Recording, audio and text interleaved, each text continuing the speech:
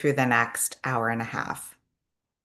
And I have to give it to you. If you have been following along on this challenge, you have been doing a lot of cleaning. It might not be cleaning that you are used to doing.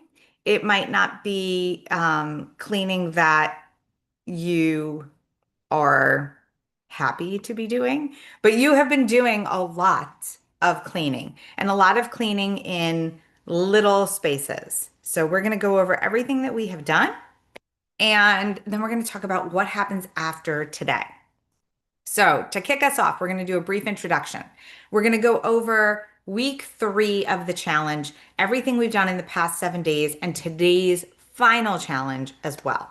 We're going to talk about the power of completion. So we're going to do a little brain science on what completing something actually means to us in our minds. Don't worry, it's not hard to grasp. It's really easy. We're going to do an EFT or tapping exercise and some journaling and reflection, and then we'll have time for Q&A. And we will say goodbye to YouTube before we go on with Q&A. So welcome everyone. I'm Camille Prunka with Organize to Elevate. I'm a professional organizer. I'm also a high performance coach, and I help people make the most of their space, time, and mindset for a fully rewarding life. And as you can see, and as I've been saying, like the past 2 weeks, life has just taken off. The trajectory has been upwards, upwards, and upwards. We have had major in-home work as well as private client coaching virtually that has just been tremendous. And the membership site just keeps getting bigger and bigger and bigger. And if you don't know what that is, head on over to members.organizetoelevate.com and you can check it out. There is the free oasis where this challenge lives if you want to repeat it. And there is also the paid offerings of Savvy Squad, the Organize to Elevate book club, and then home inventories, home improvement, cataloging, and private coaching. So lots going on there and more to come. It's amazing how things have been going. But today, let's talk about cleaning. And more specifically, cleaning is representing what this quote is saying. Success is the sum of small efforts, repeated day in and day out. Having a clean home is not something that you just do in a minute, right? Or in a couple of hours on a Saturday morning. I dusted, I vacuumed, I washed the dishes. Clean house, right? No, it doesn't work that way. This is a practice. It is something we come back to again and again. And we have to turn our attention, we have to practice turning our attention to little things in our home. So we turned our attention to the refrigerator. We turned our attention to the light switches, right? Things that we might not normally clean, but things that we use every single day. So Robert Collier is a well-known American author. And this sentence, I mean, you can apply this sentence to anything, but this sentence really, really hits home for what organizing is all about. So decluttering, organizing your home, and then the day in, day out of what we actually do cleaning our home. It is sum of small efforts. And that is it. That's the key right there. And that's what we've been practicing for 22 days. So these are our challenge posts that are in the Oasis from the past 22 days. They all have well, this one's the past week, but the past 22 days are all in the Oasis. And every single one of these posts has a practical exercise, like cleaning the refrigerator coils. And then there is an energetic, intangible component to every one of these exercises. So, day 15 was the refrigerator coils. I suggested that you pull out the refrigerator and gently vacuum off the coils because dust collects there. And the more dust you have, it can actually do damage to the coil. And the coil is responsible for running your entire refrigerator. So you could actually be losing not only efficiency, but operation time and have to replace that refrigerator sooner because of dust on the coil. So it is a little bit of a task. It does take about 20 minutes to do this, to pull the refrigerator out, vacuum everything, push the refrigerator back, put the vacuum away, right? Making sure it's empty. It does take a little bit of time, but it's an investment. And it's not something you need to do every single day. Doesn't need to happen every Thursday, right? This is something you could do once or twice a year, and it will show you dividends going forward. But it's also an exercise in thinking about the efficiency of us and our energy in our homes. Are we really making sure that we're doing things that are allowing us to be efficient moving forward? So, are we sleeping well? Are we eating well? Are we hydrating? All of those things are our forms of efficiency, right? Are we writing down our to-do list instead of making our working memory have to remember it? All of these things promote efficiency in our lives, and it just makes getting things done a lot easier. Day 16, we did behind and under furniture. So, hidden spots, things we don't see all the time. It's really easy to dust the top of a table because we can see the dust. But the same amount of dust, if not more dust, is under the couch. So, but we're not turning our attention there because we cannot see it. So, what else are we not seeing in our lives? What else is hidden from us in our home, in our activities, in our day to day caring for ourselves that we're not paying attention to? Exercises like this, where we go behind and underneath furniture, it's sort of a little energetic reminder like, what are the things that we're not paying attention to that we need to clean up? All right, remote controls and keyboards. So, this is a set of items that we just want to sit down at and they will magically work, right? Like every time I get in my car, I turn, I don't even turn the key anymore. I push a button. I push a button and I just expect my car to turn on. It is something that I completely take for granted. But if I don't maintain the car, that's not going to happen, right? If I never get the oil changed, if I never get the tires rotated, eventually that car is not going to work right. So it's the same thing when we look at our remote controls and our keyboards. Keyboards, I don't know why, even if you don't eat when you're on the computer, but especially if you eat while you're on the computer, if you turn your keyboard upside down and shake it out, there's going to be a lot of stuff that comes out of it, like a lot. And you're going to be like, ew, that's gross. But I don't know why stuff falls in keyboards. So it's important to flip them over, shake them out, clean them off. You can use compressed air to dust them and wipe off your remote controls, right? Not with a sopping wet towel that then is going to fry the electronics and your remote won't work, but just with something that's damp or even a dry microfiber will start picking up the germs and the dust and keep your remote clean.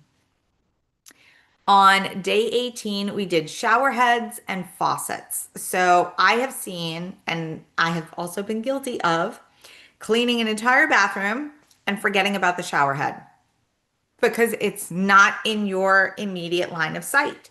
And it's not something that you actively use unless you have a pull down shower head that you can actually use. You just turn the handle and poof, water comes out. So when you go to clean the bathroom, you clean the handle because that's something that you use, and you clean the tub because that's something that you stand in. But you don't clean where the water comes out of because you kind of just take it for granted. It's one of those things where it's like, oh, it just happens, right? But it is important to make sure that mineral deposits that could grow on your shower head, that they are removed gently. Otherwise, they build up over time and it blocks the flow of the water. Well, we have things that can block the flow of energy in our lives, right? Resentment, upsetment, grudges. These are all things that literally block our energetic flow, that make us get gunky and stuck. And that's not how we want to go through life. So the way we turned our attention to the shower head Think about what is blocking flow in your life. It could be a literal block, it could be a metaphorical block, right? Maybe the way your furniture is situated in the room, it doesn't allow you to move around well. That's a problem, right? So you want to have space to be able to move freely, but you also want to have this emotional space where you are not cluttered with all of these feelings that make you just be stuck, right? No one wants to be stuck. Day 19. Talk about being stuck. This one's about being stifled. So, your bathroom exhaust fan, the cover of it, and any blades, they gather dust over time and it just builds up. And especially with humidity, it sticks and becomes encrusted, right? That is not a good look. So, and it's not allowing the air to flow freely. It's stifling.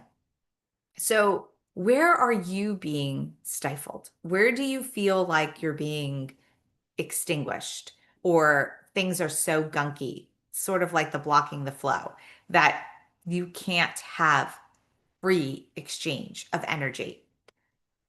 Day 20, behind the toilet. So again, nobody uses behind the toilet. It has no purpose, right? It's just there. It is the space behind the toilet. And we'll clean the toilet, but do we really clean behind the toilet? And if you've ever tried to paint a bathroom, you know just how incredibly like a nuisance the space behind the toilet is. It's a nuisance. It serves no purpose, and yet dust and dirt find their way back there, and it's annoying. But basically, when we don't pay attention to it, we are ignoring it, right? Or we're just, oh yeah, I cleaned the toilet. Okay, but what about behind it? And I remember a a woman that I used to work with telling me the story about she left her children, she was a single mom, left her children at home. They were given tasks to clean, and one of the older daughters was given the task to clean the bathroom. So she cleaned the entire bathroom. And when the mom came home, she was like, "Oh, this looks good." And then she closed the door, and there was like a whole strip of hair behind the door. And she said, "But you missed this." And the daughter was like, "But it's just hair behind the door." And both of them are valid. You can't get hung up all the time, like every minute of every day, with ignoring all the good stuff that's done, like the entire rest of the bathroom that's clean, because there's some hair behind the door. But also, we can't keep ignoring the hair behind the door because it will continue to build up over time. It will continue to become more of a nuisance. It will migrate out into the space as you open and close the door. It will blow around. So think about, what are you ignoring? What is your version of behind the toilet or the hair behind the door that is just, it's kind of just lingering? It's hanging out and it's affecting energy. So that's what day 20 was about. Yesterday, we looked at salt and pepper shakers. Salt and pepper shakers don't get cleaned. I can't tell you how many times I remove salt and pepper shakers from people's homes and they give them to me with the salt and the pepper inside. Just here, I don't want these anymore. And I'm like, great. And now I have salt and pepper like all over a box of stuff because or when I open it, it's a paper full of salt and pepper because they got shaken around all over the place.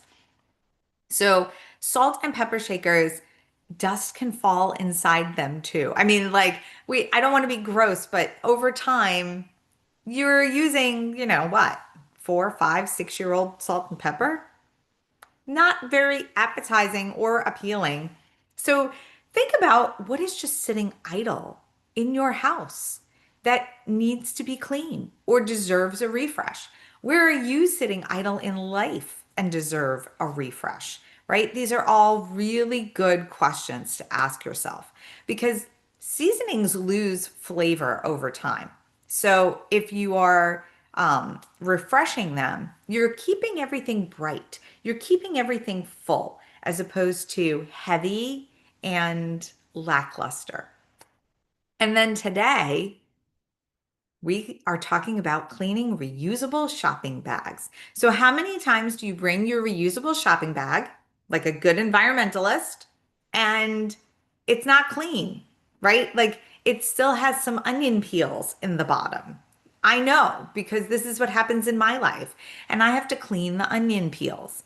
So, think about what are you carrying along with you, right? Because I'm going back to the store with leftover onion peels. And I'm now putting my new fresh food in these bags. And then I'm carrying them home. It's like, am I transporting back and forth with me a whole bunch of unnecessary stuff?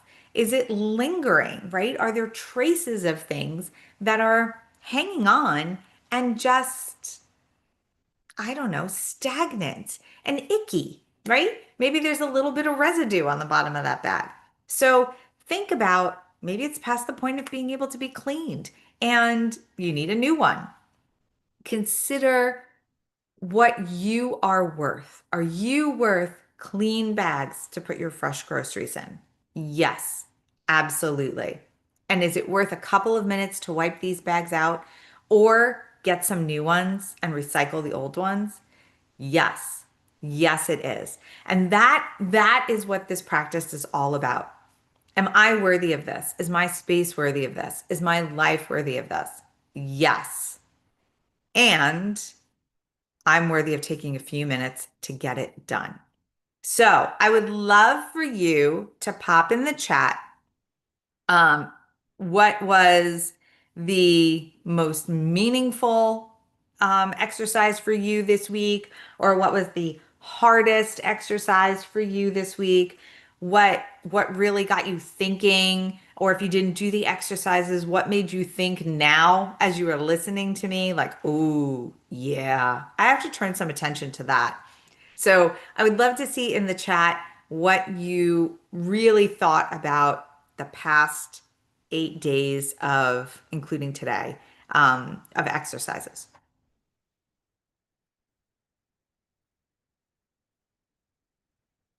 And then we will go into another exercise.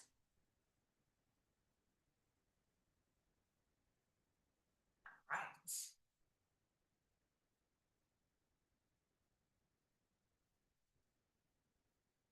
Okay, so a couple of questions to consider. So you can answer these in the chat or you can put them down for your own personal self. But which of the final week's challenges had the biggest visual or energetic impact for you? What did you learn about your habits, your energy, or your focus through this process? Maybe you learned that, you set out to do the refrigerator coil and then you got distracted by seven other things and the vacuum is still sitting there and the coil wasn't vacuumed and it was 3 hours later, right? These are valuable lessons to learn. They are not things that we should use to beat ourselves up. They are valuable lessons to learn what is going on with us. So this way we can do something different. You can't make a change unless you have an awareness. And then finally, how do you feel when your space reflects care and attention, right? Care and attention are so important. You need to pay attention to your spices. So I can appreciate that. We were in a kitchen this past week where we decluttered spices from 2011. No joke. So if you're like, oh, how many people actually have these things in their house? Am I the only one? If you have stuff that's old in your home, you are not the only one. And it's not uncommon. And when I asked the homeowner, would you like me to get rid of these because they don't have the same flavor? She said, yes, just make me a list. And that's what we did. We made a list of everything we got rid of.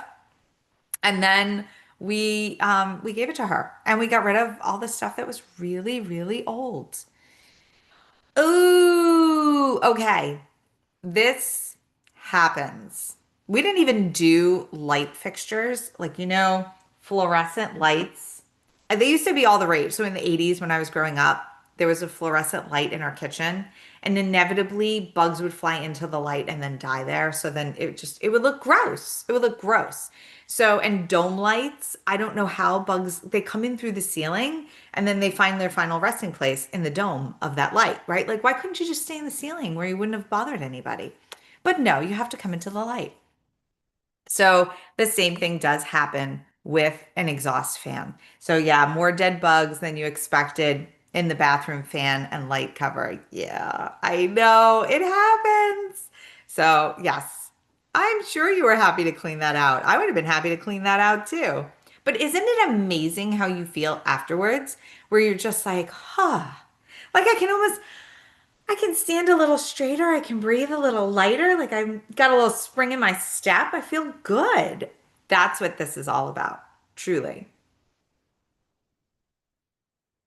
And then keeping that feeling and doing more of it. All right. So let's get into the power of completion. So, completing is a thing and it is important. Think about when you run a race, right? And you complete the race. Or even think about going to a baseball game, right? Baseball games, they are an investment of time. There are 9 innings. And like, if they don't get people out, those innings can go forever. So, whether you have played baseball or softball, or you have been to a game and been a spectator of the sport, completing the game and having the satisfaction of all 9 innings played is a thing. If you go to the stadium and the game gets rained out, it's a bummer, right? You start to feel like, oh, yeah, that stunk. And I got to come back again. And it's your brain doesn't interpret that and your body doesn't interpret that as over and done. Your brain appreciates completion. And instead, you have like this hanging, dwindling thing that's still there, that's not done. So, when something does get completed in your home, when you set out to do an activity, you do it and it's done, you reaffirm self trust within yourself, right? Your brain now says, huh, look at you. You're good at this. We're going to trust you now to clean again. Yippee, right? And it sounds really silly, but it's it's kind of like walking, learning to walk or learning to talk. You start to learn these words as a child and your brain starts to go, yes, you can do this. And so you will continue to walk.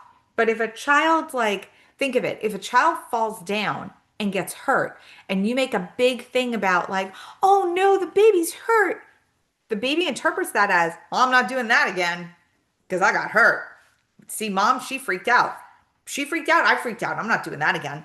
Right. But they teach you when you're a parent that if the baby falls down and you want to be like, oh no, instead if you go, it's okay, whoopsie, then the baby goes, ha, and stands up and walks again because we are affirming self-trust. And that is it's okay to have little foibles.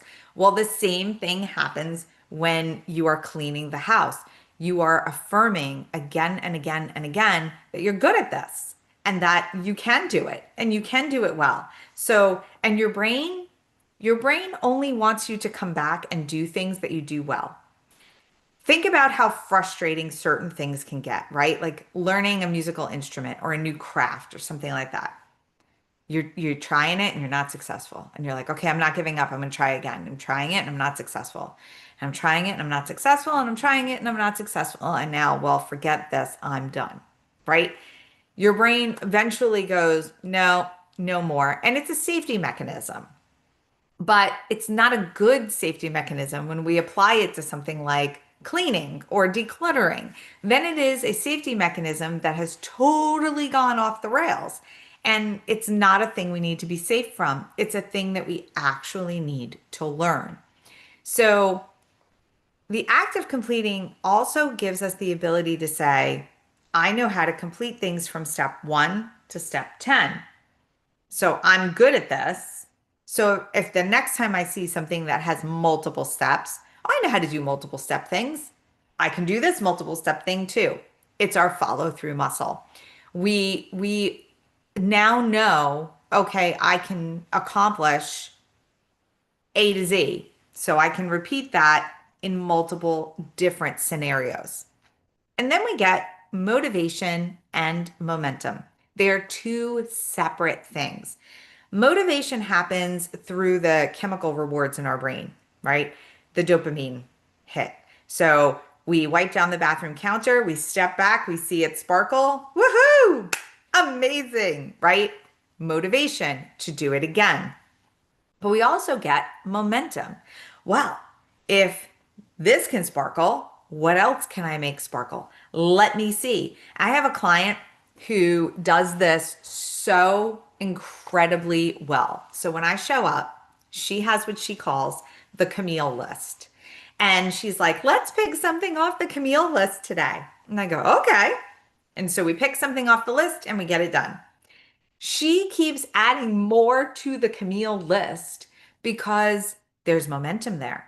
Something happens every time I go over. And there's motivation because she knows that when I come over, it will actually get done. So she's motivated to add more to the list. She's using both in concert. And she tells me all the time that after I leave, whatever it is I've done, she revisits it all week long just to feel good. So we did one of her freezers, and it was just like the top of a refrigerator, refrigerator freezer. It's just a little freezer. And we cleaned the whole thing out. We got rid of all the expired food. She had some exploded batteries in there, like just all the junk, and like cleaned the whole freezer too. And then put everything back in, very nice and neat. So this way, every time she would have to go, her dog food is like fresh frozen. So she would go get the dog food and she would feed the dogs and she would be so happy.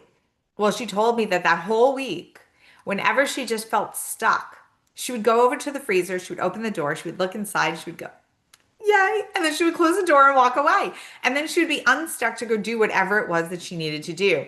She was continually tapping into the residual motivation and momentum from that freezer clean. She still talks about, I have pictures up of her renovated guest room and her renovated laundry room. And sometimes when I come over, she's like, okay, look at the Camille list. Let's pick a project because the guest room is just, it makes me so happy. It's so easy. And she talks about it all over again. She relives it all over again. And she uses that motivation and momentum for the next project. It's actually quite genius. I don't even think she knows she's doing it, but it is exactly what our brain needs to be able to keep taking those steps towards getting more things done.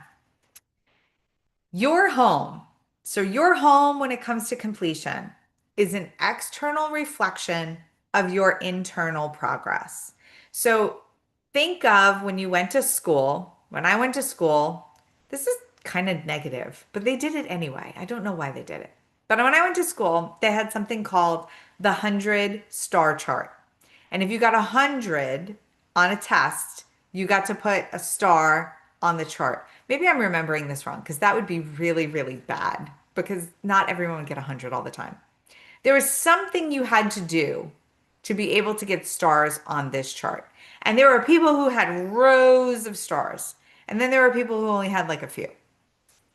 But it was an external sign of the progress that they made and all the success that they had. Think about when you have a fundraiser, right? And they have like the thermometer of like, here's how much money we've made because they want people to see this is how much money, right? And we do a fundraiser at Peter's school and they keep upping the stakes and they made it this year, but now they're like, oh, we want to get even more next year. And I was like, you need a visual representation because when parents walk in and drop off their children, they need to know this is how much money we've raised and this is how much more we have to go towards our goal because they might be like, "Oh, yeah, let's give some more money." Right? That's what we want is we want to look at our home and see it as an external reflection of our progress in that we're doing a great job with this and we're doing a great job with caring for ourselves and going after our goals and having a supportive environment. It is literally proof of success. And I know that not everybody thinks of the house this way. They think of the house as this chore. We actually describe it to our children that way. You have to do your chores, right? No, it is a way to show that you have got things under control outside and in. So, completing these tasks around your home is also an emotional journey. You may have felt, even in talking about it, right? Just us talking about it today, you may feel a bunch of different emotions. You might feel pride in what you were able to do. You might feel this big release of pressure or a release of just stuck emotions. You might feel gratitude for your house. You might be like, oh, I'm so thankful for how beautiful my house is. Or you might just be flat out exhausted. You might be like, this is way too much. I don't even know how I can continue. Like I'm that this was a lot, right? But whatever that is, it shows that you are making a connection, which means that you are making a transformation. You're making your transformation both outside in your space and inside within yourself. So think of that. Think about what emotion you may have felt this week as you have gone through this journey and what you might have felt throughout the whole entire challenge, right? Or what you might feel when you listen to me talk about cleaning a house. All of those emotions are clues. They're clues to what's going on inside of us, where we are, and are we getting to where we want to be? Or are we just stuck, right? I have this thing where when I get a text, I read it and then I think about like, how does that make me feel? Right? Before I just shoot off a response, like what emotion am I in? Because if I'm in a negative emotion, the response is probably not going to be so good. But if I can take a minute and recognize, okay, I'm in a negative emotion. I'm allowed to be in a negative emotion, but I'm going to take a breath and I'm going to respond to this in a place of respect because I have respect for myself. And then take a moment and write my response. It's a lot better. Recognizing the emotional things that happen to us every single day actually help us just be a lot calmer and a lot more level-headed than just going with the emotion and acting on it. All right. I also want to talk about the brain science. I didn't make a slide for this, but I want to talk about the brain science of completion too. So your brain has like a wall. Let's think of your brain as like a whiteboard, right? Your brain has this whiteboard and it has written down all of the things that you have to get done.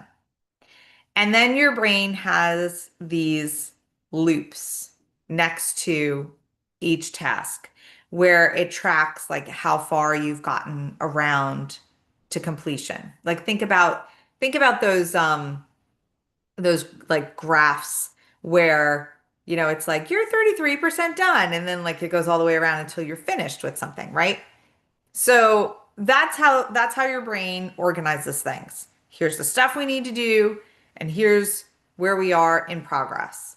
Now, when your brain has a bunch of open loops, meaning loops that are anywhere from 0% to 99% done, it will like be short circuiting because it wants that loop finished and erased from the whiteboard.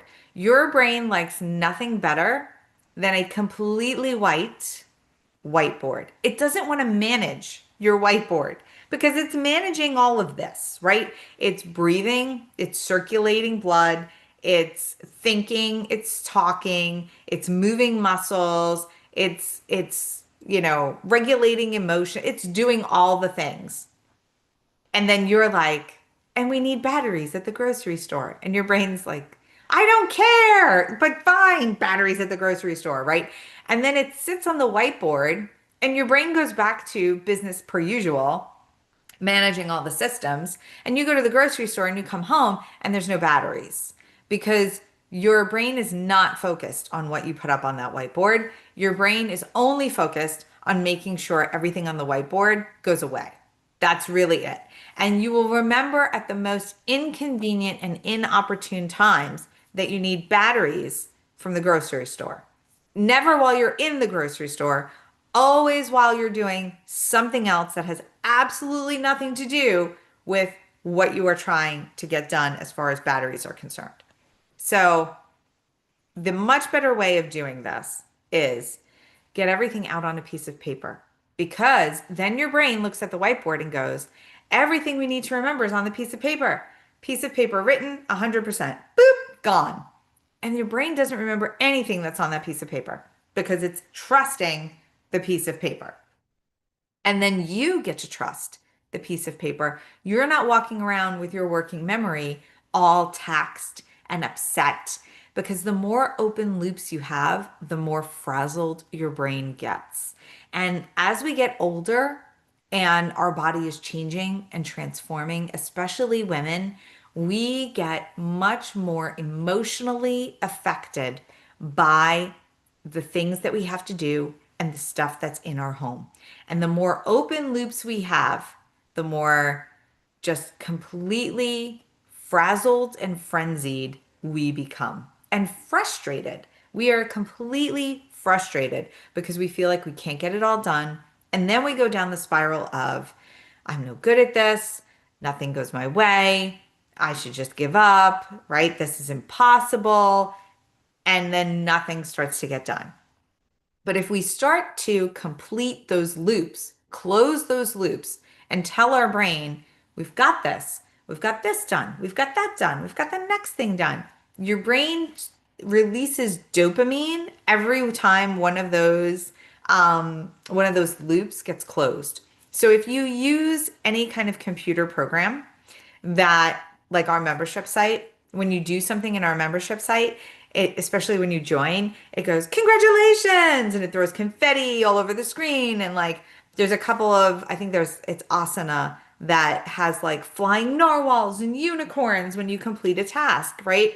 Your brain does that with dopamine. It's like, woohoo, glitter for you closing a loop.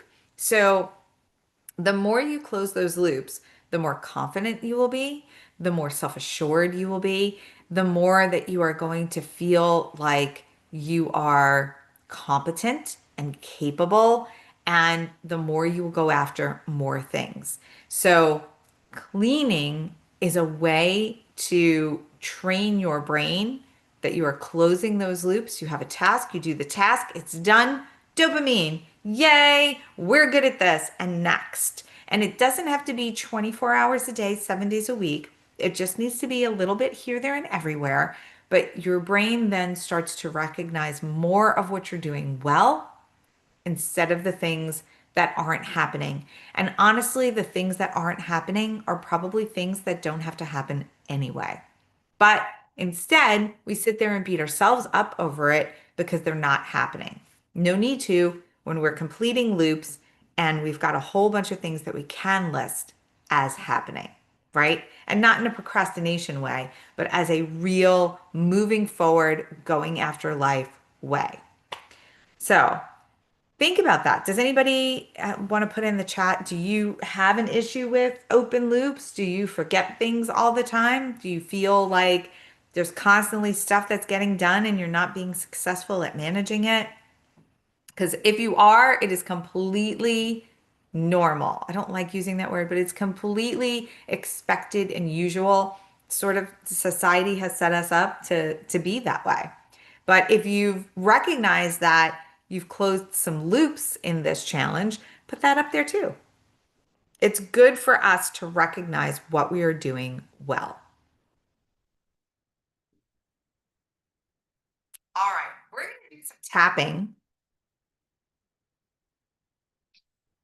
If you've never tapped before, don't worry about it. Can't do it wrong. So no matter how you do it, you will be an instant success. So we're going to tap on our hands. We tap on the side of our hands. That's called the karate chop position. And you're literally just taking your fingers along the side of your palm and tapping on the meridian there. Um, then we're also going to tap on our eyebrows, right where they meet our nose, on the outside of our eyes, under our nose, in the divot of our chin under our lip. We're going to tap on our collarbone and then on the top of our head. Now, if any one of these places feels uncomfortable, don't tap on it. So usually practitioners who do EFT or emotional freedom technique, they have you tap under your arm. I've had surgery under my arms and on my chest. So I don't like tapping in that area. My collarbone feels fine, but underneath here, it doesn't feel good. If you do want to tap under your arm, it's the positioning of putting your hand like in your armpit and then where your pinky finger touches, that's where you would want to tap. So again, hand in your armpit, seeing where your pinky hits, and then tapping there. But if you're tapping a little high or a little low, it's not going to matter. It's still going to work. It's on a meridian. It's not on a single spot. So you'd have to be way off in left field to miss the meridian. So let's go through. As I say the statements, you can say them with me and we will tap on each area. We're going to go nice and slow so this way you can feel the full effects of the exercise. And just think as we go through it, release, release, let things go. Just let them go. Let's start on our hands. Even though I used to overlook the little things, I deeply and completely love and accept myself.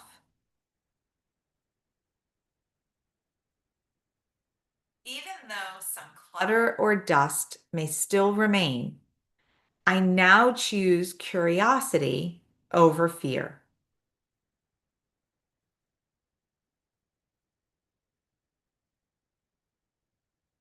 I let go of perfection and guilt.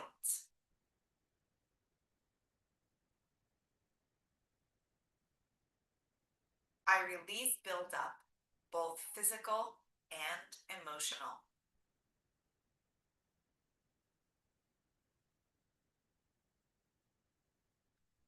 I no longer carry the energy of stagnation.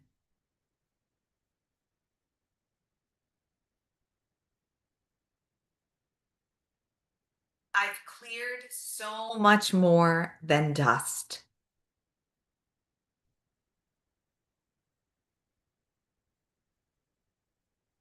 My space and energy feel freer now.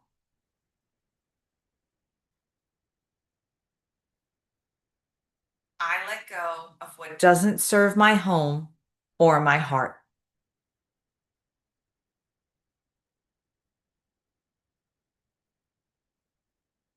I honor the effort it took to reach this point.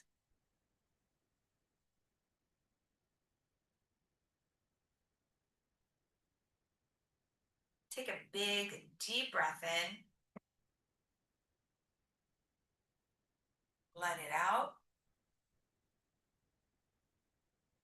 and we're going to do a second round starting on our hands.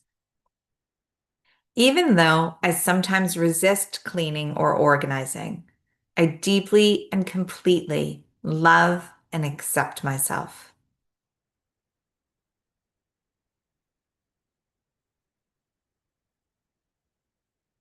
Even though my space isn't perfect, it feels lighter. And that's enough.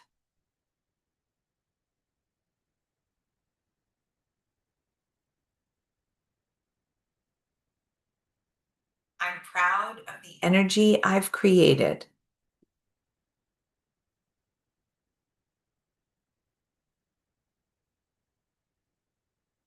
Every cleaned space holds peace and possibility.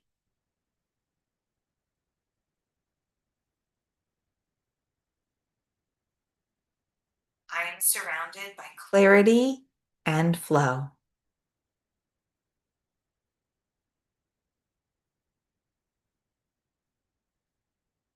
I welcome fresh energy into every room.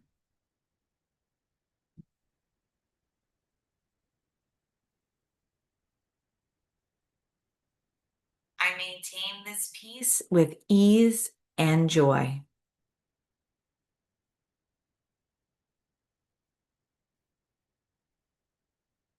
I trust myself to keep creating order.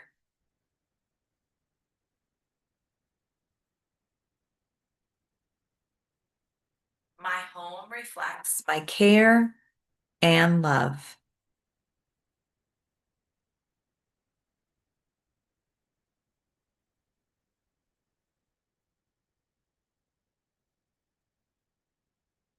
Take a big deep breath in and let it out. You can place your hands on your heart and repeat with me. I am deeply connected to the energy of my home. Each space reflects my intention, my peace, and my growth. I release the past, celebrate my progress, and welcome freshness into every part of my life. I am deeply connected to the energy of my home. Each space reflects my intention, my peace, and my growth.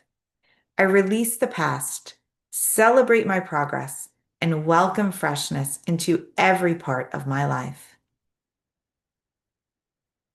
Deeply connected to the energy of my home. Each space reflects my intention, my peace, and my growth.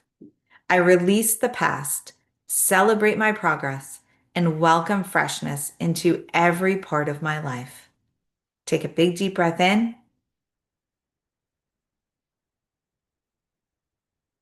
and let it out.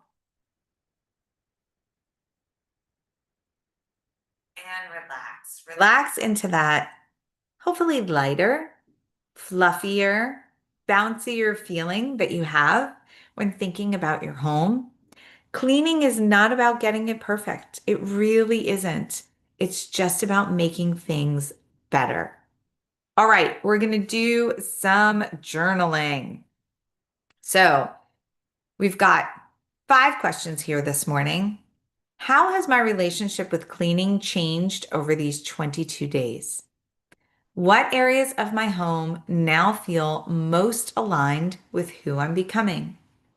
What emotional or energetic shifts did I experience through this process? How do I want to maintain this energy moving forward? And what does a refreshed home mean to me now? So I'm going to set us a timer. We're going to take 10 minutes to dive into these questions. If you haven't done the challenge, answer the questions as if you did do the challenge. What would you want to be the end result? Where would you want to be at the end of 22 days of doing the challenge? So, and write your answers in the present tense. This way, they carry a lot of momentum behind them. This way, they carry a lot of positive energy in the now, as opposed to in the past or in the future, where your energy is not as impactful. All right, I'm going to set us a timer and I will see you all in 10 minutes.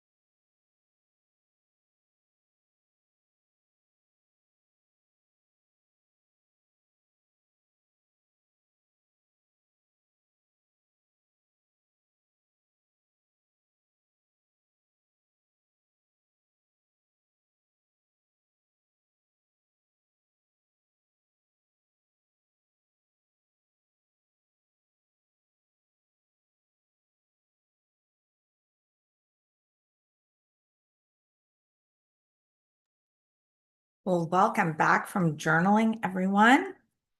Hopefully, those 10 minutes of just thinking about this whole entire process of cleaning and renewing and refreshing your home has put you in a space where you feel excited and happy to continue on this, right? Because challenges are great, right? This was 22 days. It was a lot of fun to spend together. We got to do a lot of different things in our homes that we wouldn't normally take care of. So it feels good, but it's not just 22 days. Like, yes, we can close the loop, the brain loop on I completed the challenge, boop, done.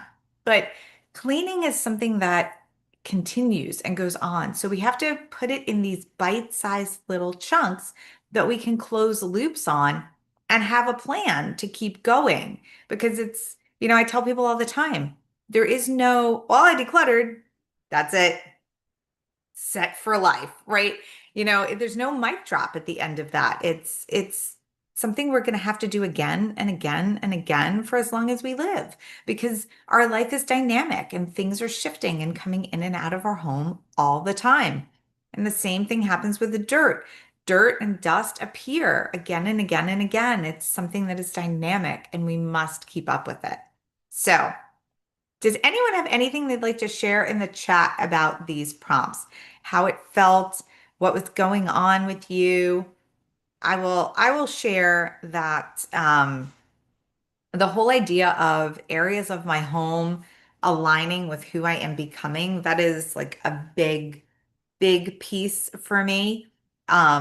Because there's different things that I expect to happen in my home, different activities, and the space needs to be able to support that. And my business has shifted, and like now we need more from our space. So I've actually been working on, okay, what's my plan? A, to decorate for the holidays with all of this in the house. And B, what's my plan beyond the holidays? Like, what is going to happen in this space? How am I going to keep it under control?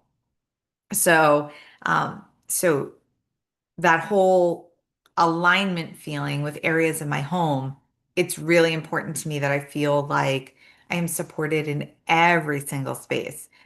I don't feel as supported by clothes that don't fit me anymore. Like my whole closet, my whole wardrobe is up for an overhaul since my surgeries are done. So that's going to be one of the next things that I jump into once I have a bit of free time. And my office needs a revamp because we're going to be doing more with social media and podcasting, and I have to be able to use the space in different ways to support me. So it could be as simple as I want to be able to come home and make a meal in under 30 minutes. Okay, well, how do we get your home to support you with that goal? What alignment needs to happen in your space to bring that about? So. But I'd love to hear if there was anything like an emotional or energetic shift that you experienced, right? Like just getting the bugs out, right? That feels so good. Getting anything that's like not supposed to be in your space, getting it out of your space feels so good. I had so talk about like an instant energy shift. An instant energy shift happened to me last night. So, I was in a house, I was in an apartment in a very swanky area of Arlington. And this apartment rents for 5 figures a month. It was big, very impressive. We were unpacking the client to move into this space. And yesterday was Saturday. I'm losing track of the days of the week. That's how much I've been working. So yesterday was Saturday and we finished around like 6 o'clock at night. And so everybody was starting to frequent the restaurants and the things around there. And I was just like, oh man, I'm hungry. Like it's been a day. Let me start to head towards home and maybe I'll stop and pick up a bite. And I drove like 3 blocks out of what was felt very much like city. I mean, the whole time we were there were trucks beeping from backing up and, traffic sounds and people.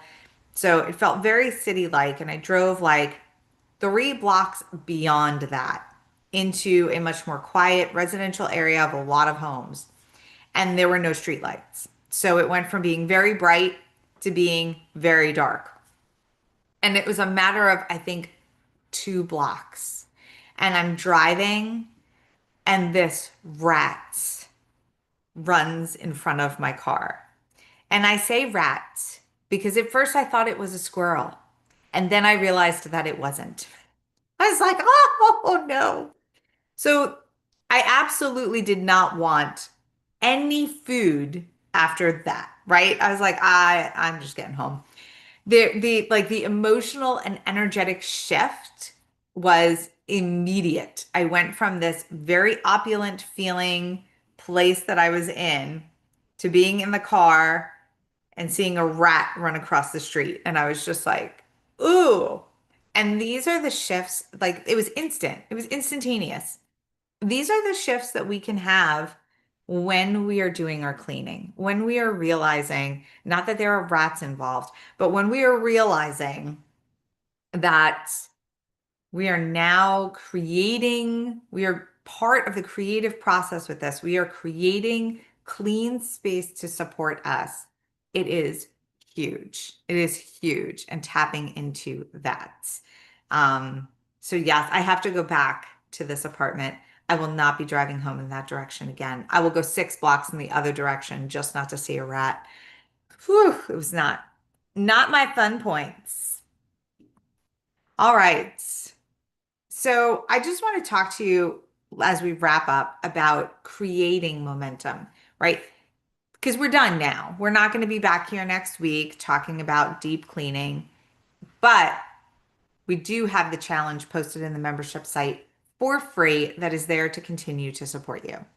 So I want you to shift your idea of cleaning as being a chore or a punishment, because I know some homes who used it as punishment too.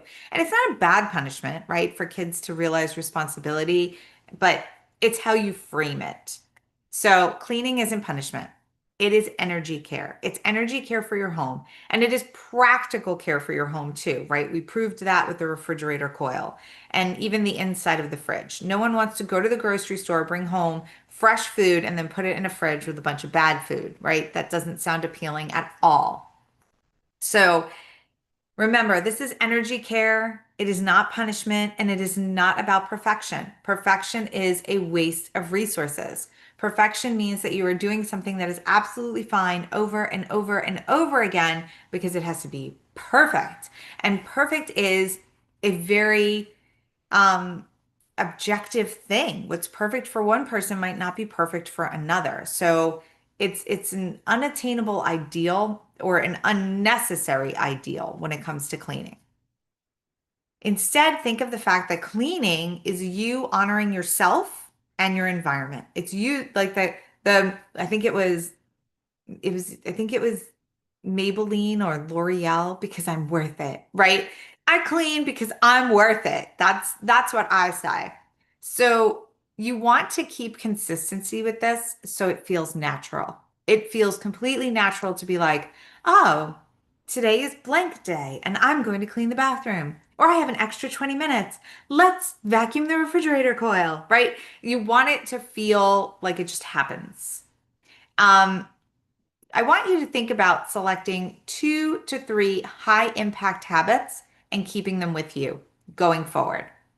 So maybe you wipe down the counters of your kitchen every night or the handles on all of the kitchen cabinets every night. Or you run the a fresh cycle monthly in your dishwasher or your washing machine. It's on the those tabs are the once a month cleaners for those machines, and they're on the little list that I posted in the membership site of all my preferred products that work.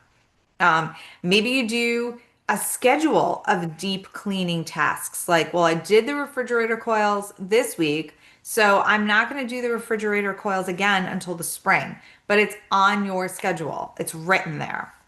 Or cleaning one high touch surface each week. So I'm going to do the lights this week. I'm going to do the doorknobs next week. I'm going to do the remote controls the following week and keep it all on a rotation. Remember, visual cues build momentum. Just like with fundraisers, it works in your house too. So maybe you want to post like a little mini maintenance map in your house or some kind of tracker that is going to keep you attuned to it. Or if you journal, maybe you have a tracker page in your journal that you work with regularly. You also want to have your favorite tools accessible and ready. So if you're looking for tools that work, remember the list is in the membership site. There's everything on there from Pumi toilet wands. If you don't know what it is, you need to have one in your life. And like all the tools that I put on there are all the cleaners are less than $10 and all the tools were under 50. Like there was nothing where it was like you need this $400 vacuum. No. No, you can do great with a $10 scrub brush, right? So remember, tools accessible at the ready is going to keep you cleaning more. Also, I want you to celebrate your visible wins. So when this sink is sparkling, I want you to be like, hooray, right? I want you to think about that little metaphorical confetti, woohoo, that comes across your screen. I cleared the kitchen island, woohoo, right? Or I dusted the intake vent to the HVAC, woohoo. You have to celebrate it, right? I gave Peter the chance to clean the other day. I was like, here's your cleaning cloth. This is what you're going to do. We were cleaning before his friend came over for Halloween. And when he was finished, I was like, that looks amazing. Because I want him to be like, yes, I will clean again.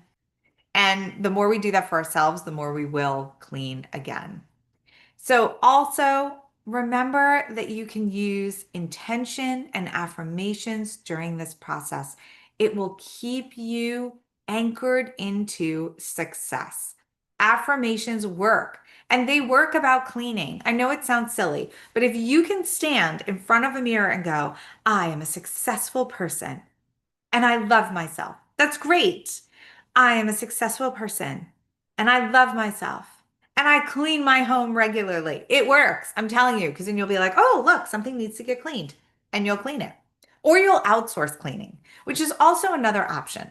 We've spent 22 days talking about doing all of this cleaning ourselves. Sometimes you need to outsource cleaning.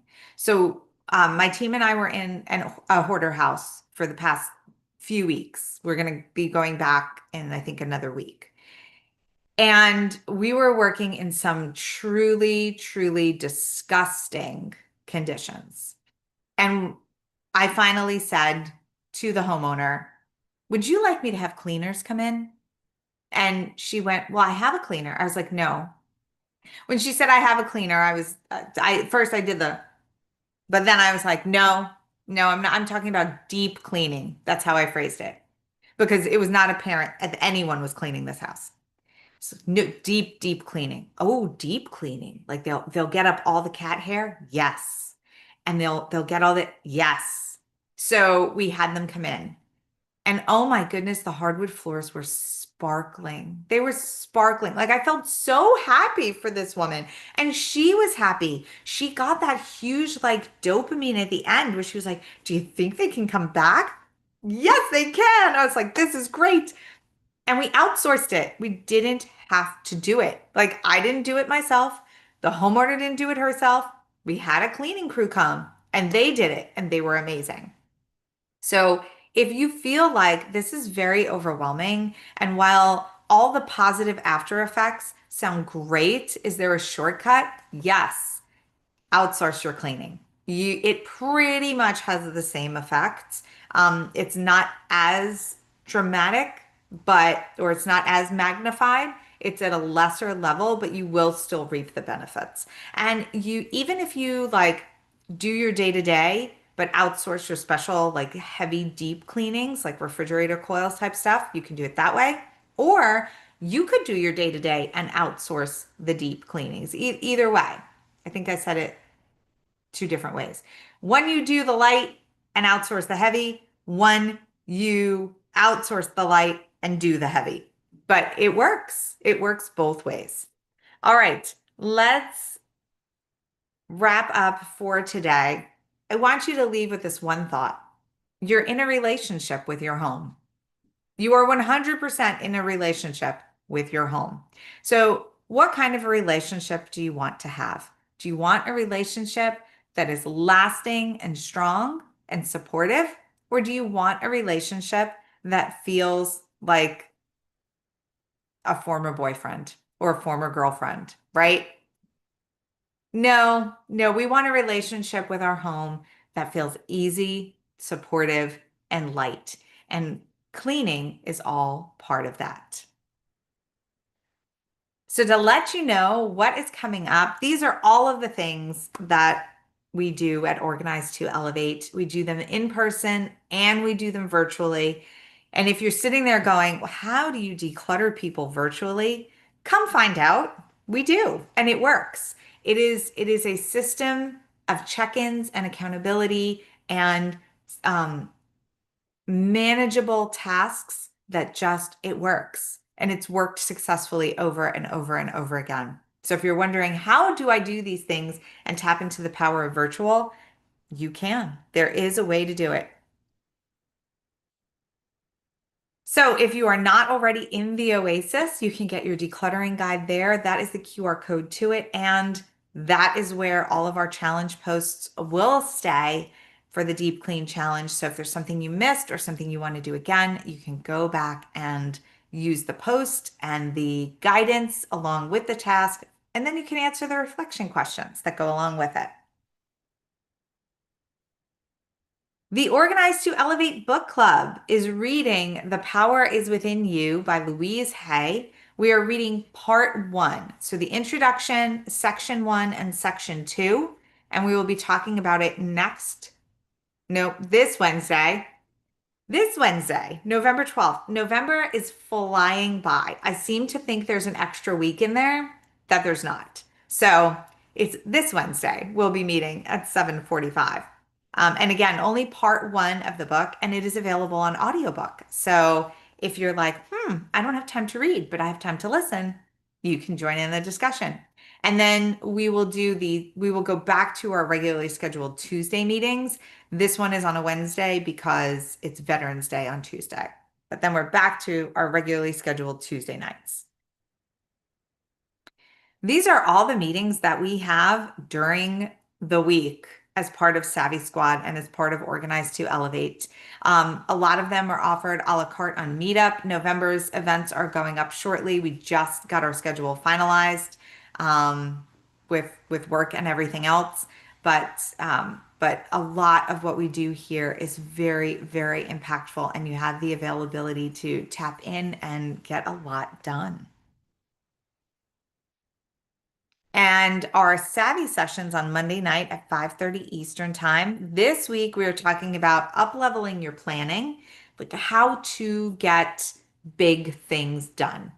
And then next week, we're going to talk about 2026 resolution planning. It is already time to be thinking about what you want 2026 to look like. If you haven't given it some thoughts, you're a little bit behind the eight ball if you want a January 1 start. I'm not going to lie.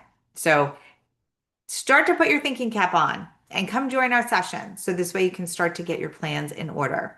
And then week 4, Savvy Abundance, we're talking about the language of overflowing riches. Maybe you are a person who's doing all of this journaling and meditation about bringing abundance into your life, but you're not listening to the words that you're using every single day.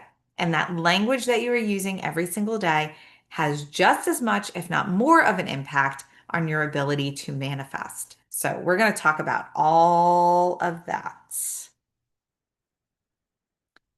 These are all the places that we can hang out. If you've hanging out with me on YouTube, you already know we're at Organized to Elevate, but we're also at Organized to Elevate and Facebook, Instagram, LinkedIn, and then X, we are at Organize Elevate. Character restrictions. And then that's all the ways to contact me. So my phone number, email address, and website. All right. Thank you for tuning in. If you are on YouTube, we're going to stop the stream. I'm very happy that you're here with us. And for everybody else, I'm going to open it up for Q&A if you have any questions.